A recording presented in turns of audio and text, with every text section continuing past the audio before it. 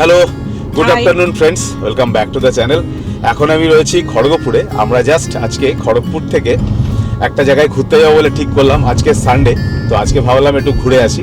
তো আজকে এখন বাজে 12:20 আর আমরা বাড়ি থেকে জাস্ট বেরিয়েছি। আর খড়গপুরে বেশ ঠান্ডা পড়ে গেছে। কাল রাত্রেবেলা প্রায় 15-16 ডিগ্রি টেম্পারেচার ছিল, এখন গাড়িতে 26 দেখাচ্ছে, তো ভালো ঠান্ডা আছে। তো ওই জন্য বললাম চলো তাহলে ঘোরা থেকে ঘুরে আসি। তো ও তপোবন আর রামেশ্বর যায়নি, তো তপোবন আর রামেশ্বর যাচ্ছি। আর আজকে দুপুরবেলা আমরা বাইরে কোথাও লাঞ্চ করবো, মানে নিজেরা খাবার বানিয়ে নিয়ে যাচ্ছি, ওখানে বসে খাবো। তো পুরো ডিটেলস আপনাদের সাথে শেয়ার করব। আর ওয়েদার খুব ভালো, আশা রাখছি ওই জায়গাগুলো দেখতে বেশ ভালো লাগবে। তো চলুন আজকে সারাদিন কি করব পুরো ডিটেলস থাকছে ভিডিওর মধ্যে। তো ভিডিওটা শুরু করা যাক। এই একটা জিনিস দেখতে পাচ্ছেন, রাস্তার উপরে প্রচুর কাদা পড়ে আছে। পুরো এত সুন্দর পিচ রাস্তাটা কি করে খারাপ হয় দেখুন। এই যেখান থেকে গ্রামের দিকে জমি থেকে বড় বড় ট্রাক্টর আর এই ধান কাটার যে মেশিন, সেইগুলো ওই কাদা মাটি নিয়ে রাস্তার উপর উঠে পড়ছে। পুরো কাদাটা রাস্তার পিচ রাস্তার উপরে যাচ্ছে, আর এই কাদাটা বসে বসে রাস্তাটা পুরো নষ্ট হয়ে যাচ্ছে।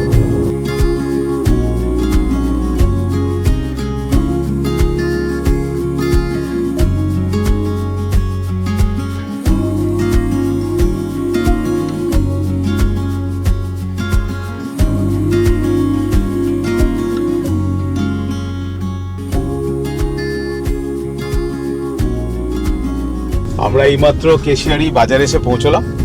আর এখন এই বাঁদিকে যে রাস্তাটা দেখতে পাচ্ছেন, এই রাস্তাটা যাচ্ছে হচ্ছে সোজা বেলদা।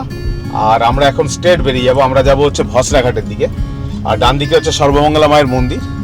খড়গপুর থেকে আগে যে কেশিয়ারি আসার রাস্তাটা ছিল সেটা খুব ভালো ছিল, ইদানিং কিন্তু ওটার অবস্থা খুব খারাপ হয়ে গেছে। তার কারণ হচ্ছে পুরো রাস্তাটাতে তো প্রচুর বাম্প রয়েছে, প্লাস প্রচুর বড় বড় গর্ত হয়ে গেছে। রাস্তাগুলো একটু ঠিকঠাক করা উচিত আস্তে আস্তে। এবার ওয়েস্ট বেঙ্গলে কিন্তু রাস্তাগুলো আস্তে আস্তে মানে খারাপ হচ্ছে আর কি, মেনটেনেন্সের অভাবে খারাপ হয়ে যাচ্ছে। রাস্তাগুলো হয়েছিল কিন্তু এখন আর মেনটেনেন্স নেই, জিরো মেনটেনেন্স হয়ে গেছে, তার জন্য রাস্তাগুলো আস্তে আস্তে খারাপ হচ্ছে। সামনে একটা আদিবাসীদের কিছু পরব চলছে, উৎসব, বেশ ভালো লাগছে দেখতে, দারুণ।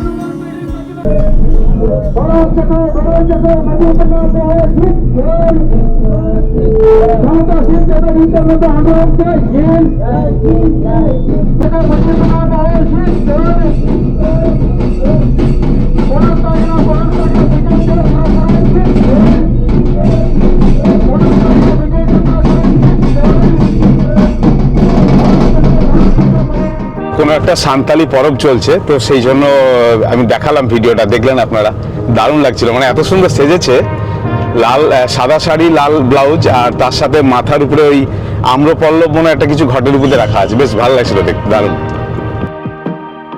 আমরা এখন উঠে পড়লাম সুবর্ণরেখা নদীর উপরে, জঙ্গলকন্যা সেতুর উপর।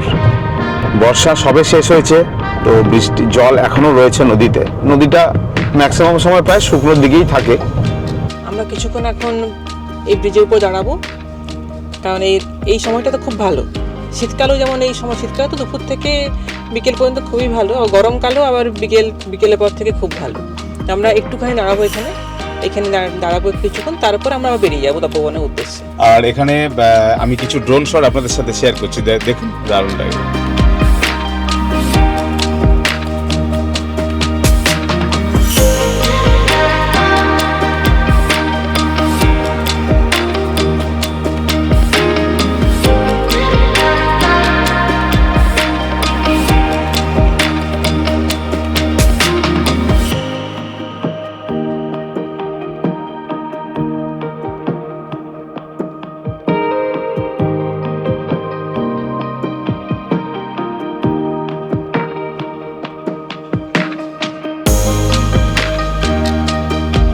আমরা এইমাত্র পেরোলাম হচ্ছে নয়াগ্রাম থানা। এদিক দিয়ে তপোবনের রাস্তাটা কেমন আছে?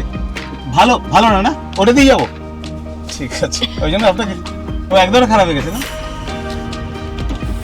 আচ্ছা, নয়াগ্রাম থেকে যে রাস্তাটা তপোবন যাচ্ছে, সেই রাস্তাটা আমি দাদাকে জিজ্ঞেস করলাম, উনি বললেন একদম খারাপ হয়ে গেছে, খড়িকা হয়ে ঘুরে যান। তো ওটাই বেস্ট রাস্তা, এই রাস্তাটা খুব বাজে অবস্থা। তো আপনারা যদি আসেন তাহলে হয় খড়িকা হয়ে ঘুরে ঢুকবেন, আর না হলে আপনারা যদি গোপীবল্লভপুরের দিক থেকে আসেন বা ঝাড়গ্রামের দিক থেকে বা কলকাতার দিক থেকে আসেন, তাহলে ওই দিক দিয়ে গোপীবল্লভপুর থেকে যে রাস্তাটা দনকামড়ার দিকে আসছে, সেই রাস্তাটা দিয়ে আপনাদেরকে আসতে হবে। এই আমরা এসে পৌঁছলাম খড়িকামাথানি বাজার। আমরা এখান থেকে ডান দিকে টার্ন নিতে হবে। ডান দিকে হচ্ছে সোজা যাচ্ছে গোপীবল্লভপুর, আর সোজা চলে যাচ্ছে হচ্ছে ধুমসাই।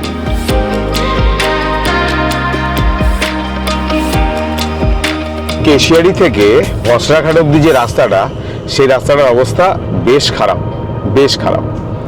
আর আমরা এখন যাচ্ছি হচ্ছে খড়িকা থেকে গোপীবল্লভপুর যে রাস্তাটা, সেই রাস্তাটা। তো সেই রাস্তাটাও ওটার মতন অতটা বাজে নয়, ঠিক আছে, কিন্তু প্রচুর মানে নষ্ট হয়ে গেছে, মাঝে মধ্যে বেশ ভালোই নষ্ট হয়ে গেছে। এগুলোকে আরেকবার মানে রিপেয়ারিং না করলে কিন্তু এই রাস্তাটা আস্তে আস্তে নষ্ট হয়ে যাবে। চারদিকে ধানের ক্ষেত, পুরো ধান পেকে আছে, মানে এখন ধান কাটার সময়, শীতকাল। তো দারুণ লাগছে, মানে আমি কিছু ড্রোন শটও নিয়েছি, আপনাদের সাথে শেয়ার করছি, আপনারা দেখতে পারেন, বেশ ভালো লাগবে।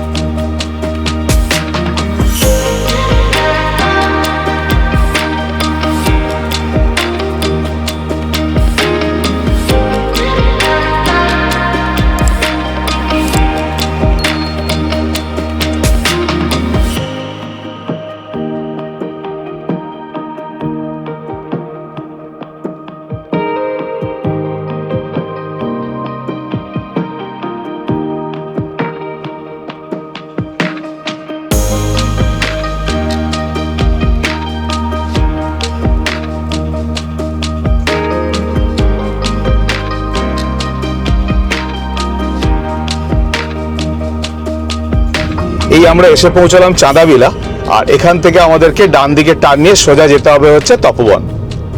এই দেখুন লেখা আছে এখানে, ডান দিকে অ্যারো দিয়ে দেখানো আছে তপোবনের রাস্তা, দেখতে পাচ্ছেন আপনারা, তপোবনের রাস্তা দেওয়া আছে। আমরা এখান থেকে ডান দিকে টার্ন নিয়ে নেব। এই যে চাঁদবিলা। এদিন আমার এক বন্ধুর সাথে কথা হচ্ছিল, তো বলছিল পুরুলিয়া কথা আর কি। তো আমি ওকে বললাম যে যারা শহরে থাকে, অ্যাকচুয়াল সিটিতে, তাদের জন্য পুরুলিয়া খুব ভালো, কিন্তু আমরা যারা খড়গপুরে থাকি তাদের জন্য কিন্তু পুরুলিয়া যাওয়ার কোনো দরকার নেই। মানে খড়গপুরের আশেপাশে এত সুন্দর সুন্দর জায়গা আছে যে পুরুলিয়া যাওয়ার কোনো দরকারই পড়বে না। মানে জাস্ট হাফ বেলা ট্যুর, মানে পুরুলিয়া গেলে কি হয়, তো টাইম নষ্ট হবে। আমরা যদি পুরুলিয়া যাই, আমাদের কাছে কোনো দরকার নেই, খালি জাস্ট হাফ বেলা, মানে সকালবেলা ওই 10:30 11টার সময় যদি বাড়ি থেকে বেরোন, বা 12:30 নাগাদ, আরামসে আপনারা তপোবন, রামেশ্বরম, গোপীবল্লভপুর, তারপরে ঝিল্লি পাখিরালয়, এই জায়গাগুলো আরামসে অনায়াসে আপনারা ঘুরে চলে যেতে পারবেন, দারুণ লাগবে। মানে এবং ওয়ান ডে ট্যুর করতে পারেন, অথবা পিকনিক টাইপেরও করতে পারেন, সমস্ত কিছু। মানে দুর্দান্ত জায়গা, বাইরের ভিউগুলো দেখুন, অসাধারণ লাগবে, দুর্দান্ত বিউটি।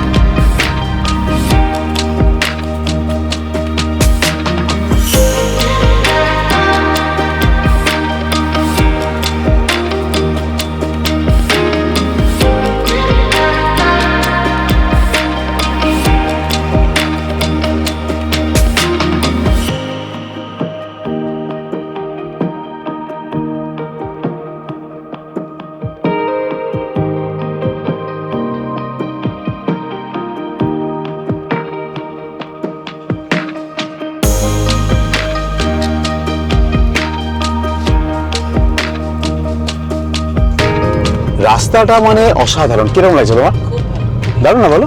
দুটো জঙ্গল, জঙ্গলের মাঝে মানে দুর্দান্ত। এবং এই রাস্তার কোয়ালিটি কিন্তু অসাধারণ এখন অবধি, মানে দুর্দান্ত। আমরা এই চলে এলাম তপোবনের মোড়ে। এখানে আগে কিছুই ছিল না, এখন এখানে দেখুন এই যে চাঁদাবিলা, বিদিবেড়িয়া আর তপোবন, ডান দিকে হচ্ছে তপোবন, আর সোজা হচ্ছে বিদিবেড়িয়া। মানে এইটা দিয়ে হচ্ছে রামেশ্বরম যাওয়ার রাস্তা। তো আমরা এখন এটা দিয়ে যাবো তপোবন। আগে তপোবনটা ঘুরে আসি, তারপরে আমরা রামেশ্বরম যাব। কি গো, জায়গাটা কেমন লাগছে? জায়গাটা খুব সুন্দর, দুপাশে জঙ্গল, জঙ্গল মাঝখানে রাস্তা। আর সব থেকে বেশি যেটা ইম্পর্টেন্ট, সেটা হচ্ছে এখন ওয়েদারটা খুব সুন্দর, মানে গরম তো নেই আর খুব ঠান্ডাও নেই, কিন্তু ওয়েদারটা খুবই সুন্দর। এটা খুব ইম্পর্টেন্ট, কোথাও ঘুরতে যাওয়ার জন্য ওয়েদারটা খুব দরকার, ভালো দরকার। ঠিক ঠিক। তো আজকে সেটাই খুব ভালো ওয়েদার এখানে। ওয়েদারটা দারুণ, তার জন্য বেশ ভালো লাগছে আজকে। আর জঙ্গল, এত জঙ্গল যে বিউটিফুল লাগছে। আমরা এই তপবনের কাছে পৌঁছে গেলাম। এখানে গাড়ি পার্কিং এর জায়গা আছে, আমরা এইখানটা গাড়িটা রেখে দিই কাছেই। এখানে গাড়ি রাখা যাবে, সুন্দর ছাওয়াটাতে রেখে দিই গাড়িটাকে পার্ক করে। আমরা এই মাত্র তপবনের কাছে এসে পৌঁছলাম। এখন ওয়েদারটা এত সুন্দর, মানে দারুণ, বিউটিফুল, দুর্দান্ত লাগছে। আমরা এইমাত্র তপবনে এসে পৌঁছলাম আর এখন যাচ্ছি। এই একটা ছোট্ট ব্রিজ পেরিয়ে যেতে হয়, ব্রিজ দিয়ে জল বয়ে যাচ্ছে, এখনো জল রয়েছে হালকা হালকা। এটা হচ্ছে যাত্রী বিশ্রামাগার। যখন এখানে মেলা টেলা হয় তখন এখানে থাকা যায় এসে। এখানে মাইক বাজানো একদম স্ট্রিক্টলি প্রহিবিটেড। খুব শান্ত জায়গাটা, দারুণ সুন্দর, মানে অসাধারণ শান্তি আছে এখানে। কিন্তু আগুন সব সময় জ্বলতে থাকে। এখানকার ন্যাচারাল সাউন্ডটাও নিতে চাইছি। এটা শিব মন্দির, বাল্মীকি মুনির যজ্ঞকাণ্ড কুণ্ড, লবকুশের জন্মস্থান। আর এটা হচ্ছে বাল্মীকির সমাধি। আমি এখন ঢুকছি সীতামাতার মন্দিরে, দেখাচ্ছি ভেতরে বিগ্রহ। তো বাঁদিকে আছে বাল্মীকি মুনি, তারপরে রাম, তারপর সীতামা, আর ওইখানে নিচে আছে লক্ষণ, আর দুদিকে আছে লবকুশ। এখানে একবার এলে মনে হয় একবার এসে কিছুক্ষণ থেকে যায়। খুব খুব চুপচাপ শান্তিপ্রিয় জায়গা।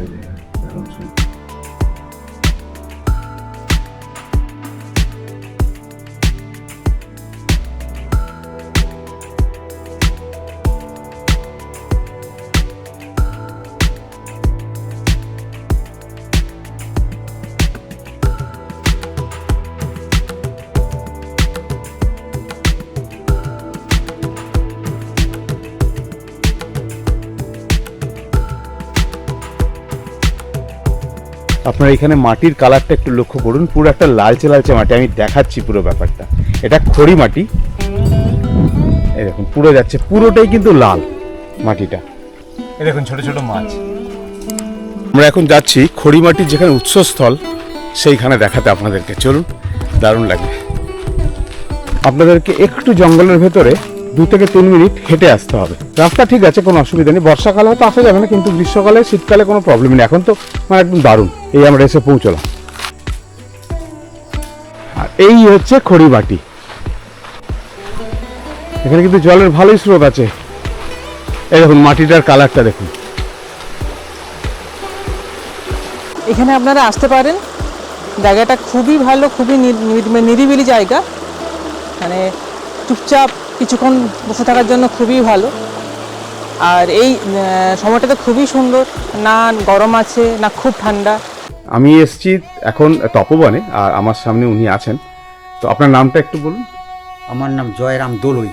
আচ্ছা, আর উনি এখানে পুজো টুজো করেন? হ্যাঁ। তো মানে একটু জেনে নিই আর কি ওনার কাছ থেকে ডিটেলস। আচ্ছা, এই যে তপবনটা এলেন, তাহলে তপবনটা কার? না, যে দস্যু রদনাকর উনি তপবন। আর এবার বোম্বাই নারদে এলে, শটে বলছি, বোম্বাই নারদে এলে এসে বলছে, রদনাকর তুমি যে এত লোকজন মেরে ফেলেছে, তোমার পাপের ভাগ কে দেবে? উনি তখন বললেন যে আমার বাবা আছে, মা আছে, স্ত্রী আছে। এখান থেকে 2 কিলোমিটার দূরে উনির বাড়ি। সেই গ্রামটার নাম রদনাবলী গ্রাম। আচ্ছা। ব্রহ্মা নারদ যে লতার বন্ধনে বেঁধে রেখে জিজ্ঞাসা করতে গেল বাবাকে, বলছে বাবা আমি যে লোকজন মেরে সংসার চালিয়ে পাপের ভাগ নেবেন তো? উনি তখন বললেন, তোকে ছোট থাকতে আমি বড় করেছি, তুই কীভাবে সংসার চালাবি আমার দেখার দরকার নেই। উনি কেটে গেল, মায়ের কাছে গেল। সে বলছে, তোমাকে যে আমি 10 মাস গর্ভে ধরেছি, একদিনের যন্ত্রণা ঋণ শোধ করতে পারবে নি, আমাকে পাপের কথা বলছে, হবে নি। স্ত্রীর কাছে গেল, বলছে তোমাকে যে আমি বিয়ে করে এনেছি, তুমি তো এই যে সংসার চালাই লোকজন মেরে পাপে ভাগ নেবে তো? না, বলে না, তুমি আমাকে বিয়ে করে এনেছো, কী বলেছো? যত শক্তি প্রতিপালন, তুমি আনবে, আমি রন্ধন করে দেবো, আমার কাজ, পাপের ভাগ নেবে না। তাড়াতাড়ি এই 2 কিলোমিটার দূরে সে গ্রামটার নামে এখন রঘুনাথপুর হয়েছে, সেখান থাকতে তাড়াতাড়ি করে এসে দিয়ে খুলে দিল। খুলে দেওয়ার পর রতন বলছে, বলে ব্রহ্মা বলছে, আচ্ছা তুমি চান করতে যাও। ওই চান করতে গেলে জল স্পর্শ করেনি, জল পালিয়ে যাচ্ছে। ঘুরে চলে এলে, কী হলে? না, জল স্পর্শ করেনি, জল পালিয়ে যাচ্ছে আমাকে দেখে। তাহলে এই জায়গাটা বসে, এই যে সমাধিটা দেখছো, এইটা তার সমাধি। তারপরে একটা হাত বাড়ি দেখালে, ওটা কি না, মরা কাষ্ট। মরা নাম জপ করতে গেল কতদিন? 60,000 বছর মরা নাম করতে করতে, 60,000 বছর পরে বোম্বাই নারদে এলে দেখলে ওর গায়ে বলমিক হয়ে গেছে, উইয়ের বলমিক। কিন্তু দেখা যায়নি। ইন্দ্রদেবকে স্মরণ করতে 7 দিন বৃষ্টি হতে মাটিগুলো ধুয়ে গেল, হাটগুলো সব বাড়ি গেল। তখন হচ্ছে রচনাকর, না আগে রামায়ণটা তুমি রচনা করবে। উনি তখন বললেন যে আমি তো মূর্খ লোক, কী বই, আমি তো লেখাপড়াই জানি, কী করে হবে? না, বলে সরস্বতীর কৃপায় সব হবে। ব্রহ্মা কাগজ কলম দিলে লেখা আরম্ভ হয়ে গেল। সাতকাণ্ড রামায়ণ লিখলেন। সাতকাণ্ড রামায়ণে কী বলছে? আদিকাণ্ড, অযোধ্যাকাণ্ড, অরণ্যকাণ্ড, কিষ্কিন্ধাকাণ্ড, সুন্দরাকাণ্ড, লঙ্কাকাণ্ড, উত্তরাকাণ্ড, সাতকাণ্ড হয়ে গেল। কিন্তু মা সরস্বতীর কৃপায় পড়ে কি দেখলেন? আমি তো লিখে ফেললাম রামের বনবাস 14 বছর, এটাতে ভুল লেখা হয়ে গেল, কাটা যাবে। আর একটু আগে কী দেখলেন না, পঞ্চবটি বন থাকতে রাবণ সীতাকেও হরণ করে নিয়ে যাবে, এটাও তো ভুল লেখা হলে কাটা যাবে।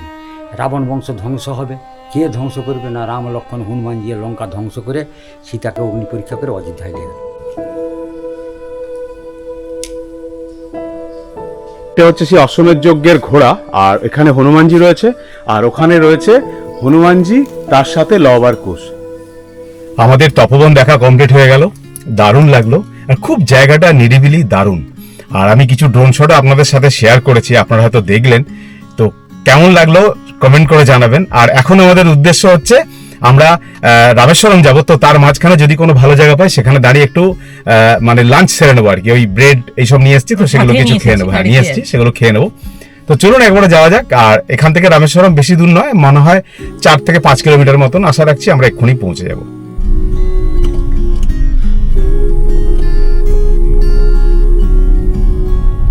ওয়েদার দারুণ সুন্দর, জায়গা দারুণ সুন্দর, ফাটাফাটি।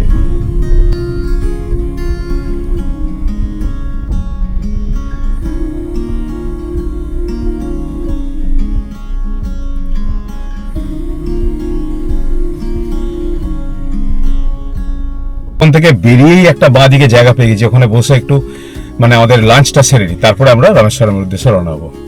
আমরা এখন এখানে লাঞ্চ করার জন্য দাঁড়িয়ে গেলাম, আর সব জিনিসপত্র বার করে বিছিয়ে টুকটুক করে খেয়ে নিই। এটা হায়দ্রাবাদ থেকে কিনেছিলাম যখন হায়দ্রাবাদ থেকে আসি।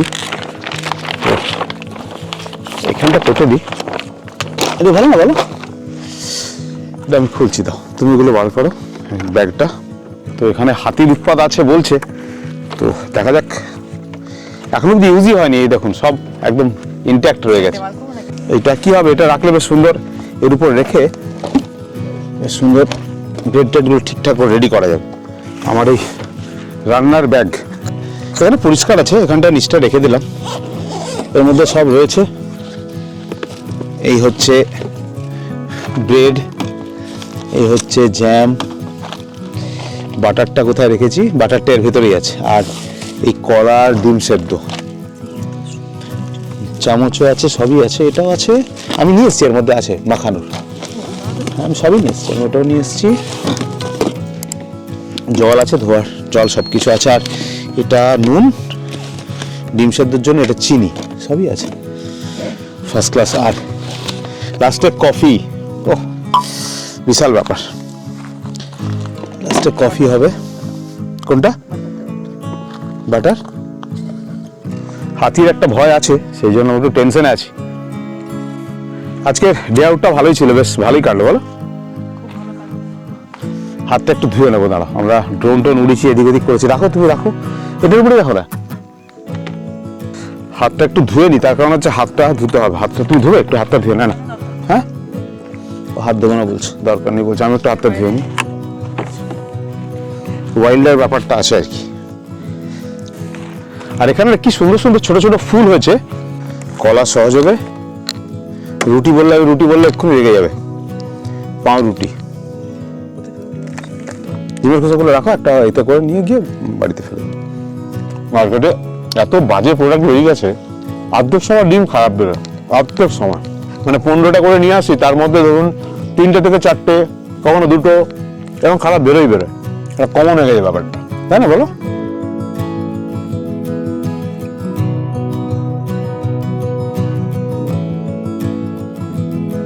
আমাদের লাঞ্চ হয়ে গেল, আমরা কফি বানিয়ে খাচ্ছি। বিকেলে লাঞ্চ করলাম, বিকেলে লাঞ্চ আর কি, মানে ব্রেকফাস্ট, ডিনার, লাঞ্চ সবই হয়ে গেল মনে হয়। আর বাড়িতে গিয়ে আর মনে হয় না কিছু খেতে পারবো, বলে দেখা যাক।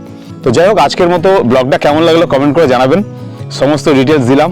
আর আপনারা যদি এই মুহূর্তে আসেন, আমি রাস্তাটাও বলে দিয়েছি যে কোনটা দিয়ে আসবেন, কিভাবে যাবেন। এই আমরা তপোবনের মোড়ে পৌঁছে গেলাম। এখান থেকে আমরা বাদিক দিয়ে এসেছি, এখান থেকে ডান দিকে হচ্ছে সোজা রামেশ্বরম। রাস্তাটা কিন্তু খুব ভালো, খুব সুন্দর রাস্তাটা। আর সিনিক বিউটিটা তো আমার দুর্দান্ত লাগছে, মানে ফাটাফাটি। এই রাস্তাটাকে পুরো মাটির ছিল।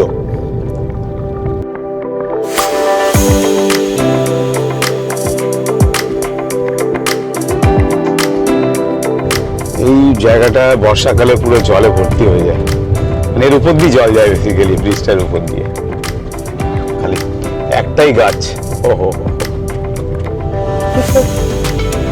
অসাধারণ ল্যান্ডস্কেপ। আর এই যে মোড়টা, এই মোড় থেকে বাঁ দিকে হচ্ছে ধনকামড়া, আমরা এখন ডান দিকে যাব হচ্ছে রামেশ্বরম।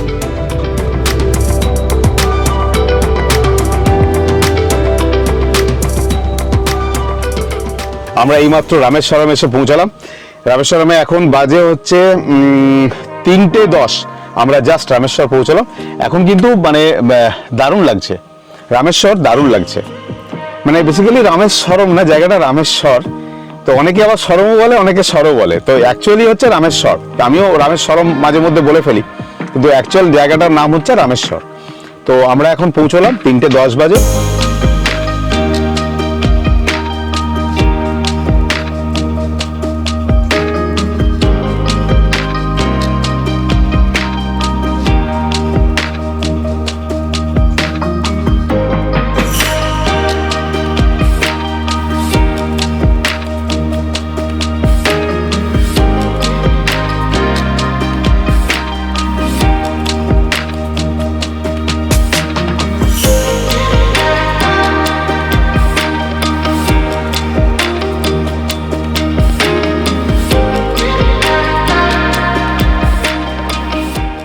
আমরা এখন রামেশ্বরম মন্দিরের ভেতরে প্রবেশ করছি।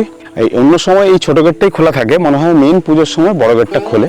এই হচ্ছে মন্দির প্রাঙ্গণ, ওইদিকে প্রচুর দোকান রয়েছে, আপনারা ওখান থেকে পূজা সামগ্রী কিনে মন্দিরে পুজো দিতে পারেন।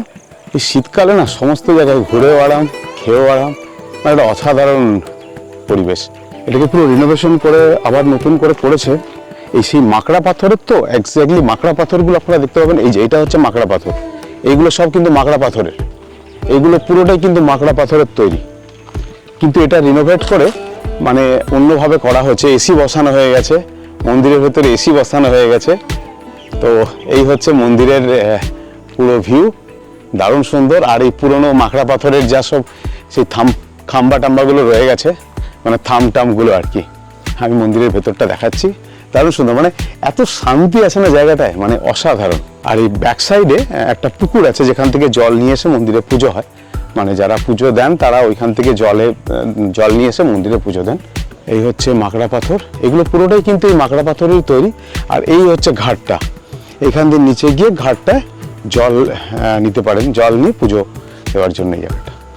আর এইখানে সমস্ত দোকান রয়েছে, এই পুজো সামগ্রী বিক্রি হচ্ছে, আপনারা কিনে মন্দিরে পুজো দিতে পারেন। মন্দিরটা বন্ধ, এখন মন্দিরে খোলা থাকে, আজকে কেন বন্ধ জানি না।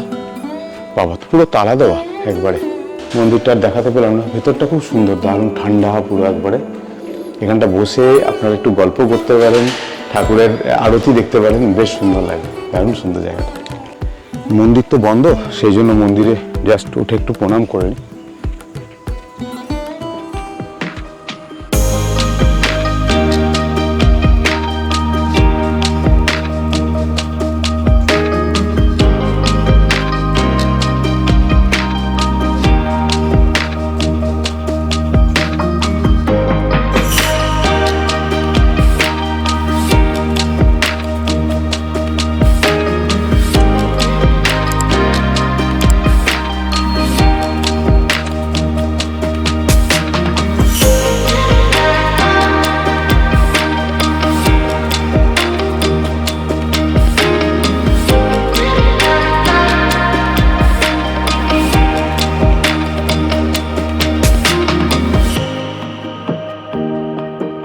ঘাটের ভিডিও আমি আপনাদের ড্রোন শট দিয়ে দেখালাম, আপনারা দেখলেন, কেমন লাগলো কমেন্ট করে জানাবেন। আর দারুণ জায়গাটা, আপনারা আসতে পারেন, শীতকালে তো অসাধারণ লাগবে ডে ট্রিপের জন্য, দারুণ বিউটিফুল।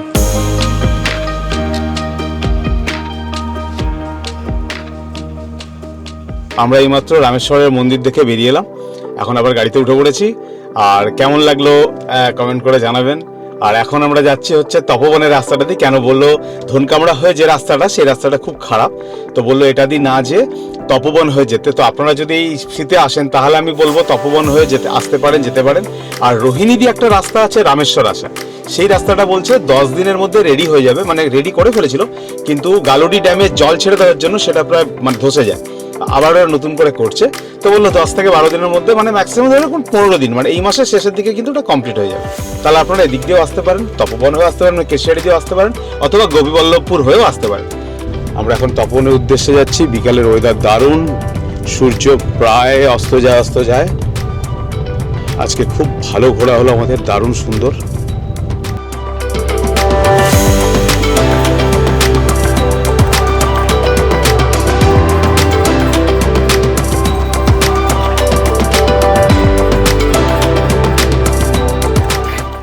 আমরা বাড়ি থেকে চা বানিয়ে নিয়ে এসেছিলাম, এখন দুধ চা খাবো আর তার সাথে চানাচুর। এই চানাচুরটা যেদিন দিয়াকে ছাড়তে যাই আমরা জামশেদপুরে, সেদিন রাস্তায় কিনেছিলাম। চানাচুরটা কিন্তু দুর্দান্ত খেতে। শীতকালে যদি আপনারা বাড়িতে বসে বসে ভাবেন যে বাড়িতে বোর হচ্ছেন শনিবার রোববার, কিছু করার নাই, তখন আপনারা এসে এরকম একটু ঘুরে ঘুরে, ও চাটা দারুণ হয়েছে গো, ভালো হয়েছে, তাড়াহুড়ো করে হয়েছে কিন্তু চাটা ভালো হয়ে গেছে। না এগুলো মনে হয় বসে গেছে কোনো কারণে, এটা কোনো কারণে বসে পড়ে গেছে। কিছু ধান থাকে না, পড়ে যায়, গাছ লম্বা হয়ে গেলে অনেক সময় পড়ে যায়। হাত মোছার জন্য একটা টাওয়েলও নিয়ে এসেছি, এগুলো বাড়িতে থাকে মোটামুটি। একটা রেখে দেবেন, মানে আপনারা যদি বেরোন, সবাই হয়তো আজকাল অনেকেই ঘুরতে পছন্দ করে, ঘুরতে যায় এদিক ওদিক, তো এগুলো কি হয় ছোটোখাটো জিনিস কিছু রেখে দিলে না বেশ ভালো লাগে।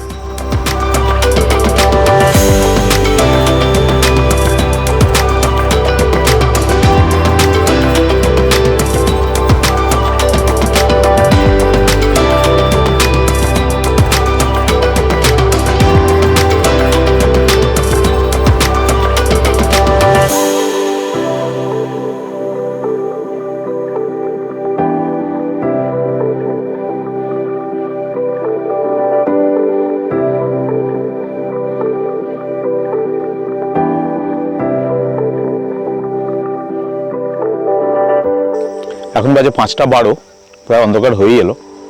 আর পুরো চারদিক না, মানে খালি ওখানে মানে কিছু বাচ্চা খেলছে, দৌড়দৌড়ি করছে দেখছি মাঠে, তাছাড়া কিন্তু আর কোনো আওয়াজ নেই, খালি শুনশান। আর এখানে একটা ছোট্ট কালভার টাইপের, তার তলা দিয়ে জল যাচ্ছে, হালকা কলকল কলকল করে আওয়াজ হচ্ছে, মানে দারুণ লাগছে। আমরা আপনাদেরকে রামেশ্বরম আর তপবনের ভিডিও দেখালাম, কেমন লাগলো কমেন্ট করে জানাবেন, চ্যানেলটাকে সাবস্ক্রাইব করবেন আর বন্ধুদের সাথে শেয়ার করবেন। তো আজকের মতো ব্লগটা এখানেই শেষ করব। Tata, bye bye, good night.